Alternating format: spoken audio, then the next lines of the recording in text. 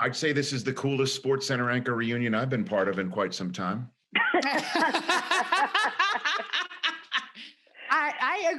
I agree. I didn't even register right away. I got to tell you, working with Jemele has been a breath of fresh air. We often look at each other and say, "I can't believe they're paying us to do this," but it's good. Nevertheless, there it is, the direct deposit to prove that it actually happens. But I feel very comfortable in saying, of the three of us, I had the shortest tenure on SportsCenter. So.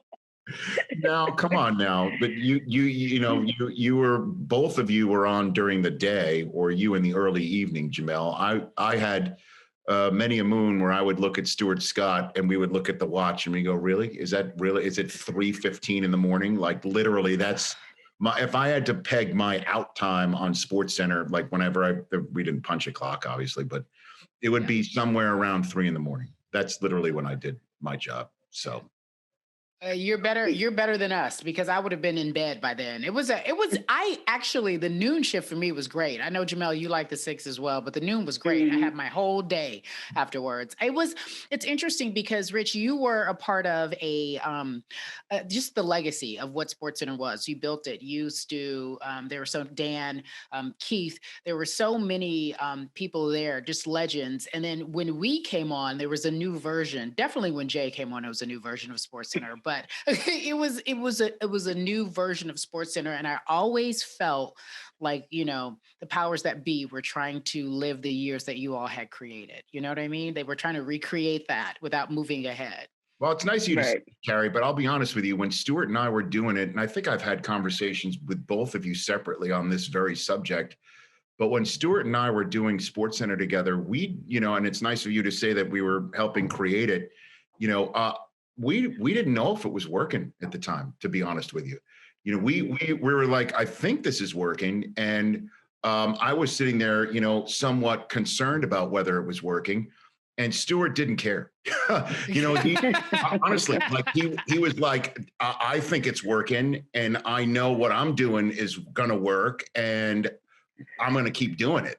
Like literally, that's the way it felt when we were doing SportsCenter together.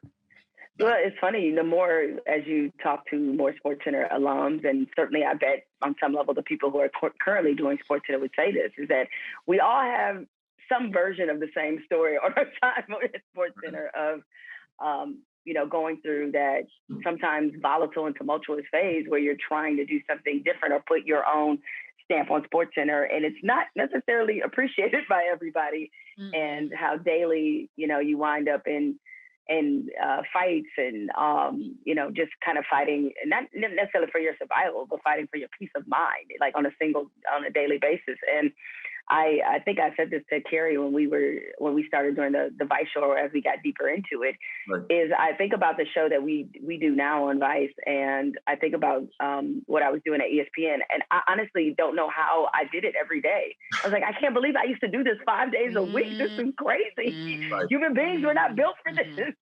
Right. Yeah, so SportsCenter itself is much different. But you grew up different.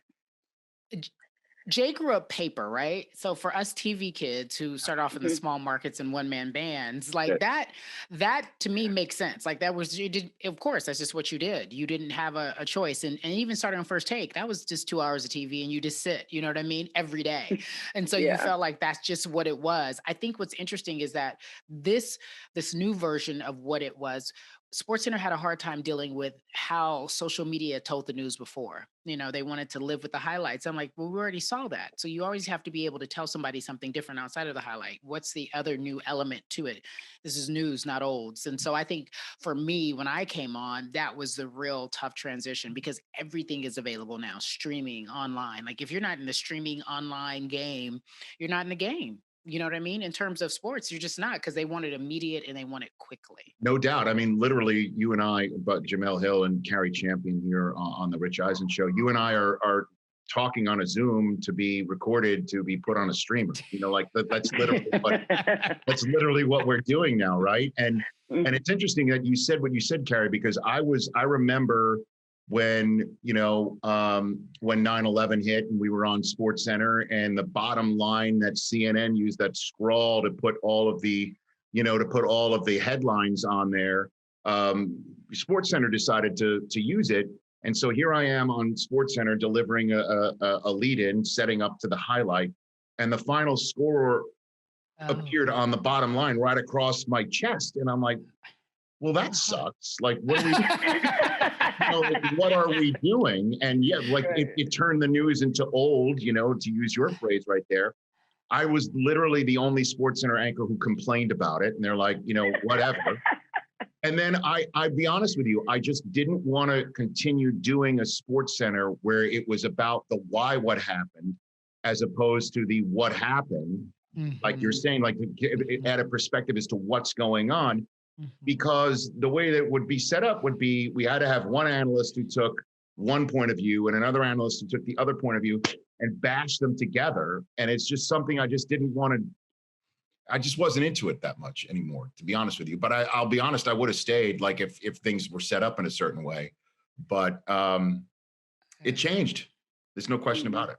It changed when we were there. Well, we all Jemele and I are quiet. You would have stayed. Okay. No. I'll be honest.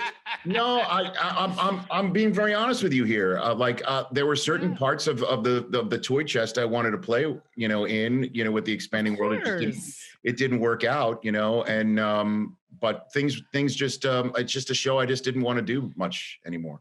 To be very honest. Here's it's interesting, Rich, that you say that. And I respect you for saying that because, again, I know you don't think so, but it was created for people who wanted to just talk sports 24 hours a day. What's going on? Evaluate it, break it down, do it, find it every which way, every person we can interview, everything. However, what has happened, which is really truly how our show came about, is that there are parts of sports that you can no longer ignore if you're a journalist. You cannot, your spirit doesn't sit right. For me, there was a time, I guess, like from 2016 to 2018, where we were covering, everything, on and off the court, on and off the field, because they did coexist. It coexisted in how these athletes lived their lives and how people respected them or didn't respect them, namely Colin Kaepernick.